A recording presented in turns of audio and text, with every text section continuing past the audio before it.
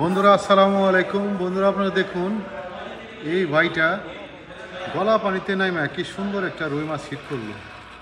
মাছটা মনে হয় বড় হইব, অনেক সুন্দর একটা হিট। এত কষ্ট করে বন্ধুরা মাছগুলি ধরতেছে। সম্ভবত জায়গাটা ভারতের কোথায় হবে, ঠিক আছে, আর নাইলে পাকিস্তানের কোথায় হবে, দুই জায়গায় এক জায়গায় হবে। লোকেশনটাও সুন্দর। ও, মাছ তো মনে হয় অনেক বড়।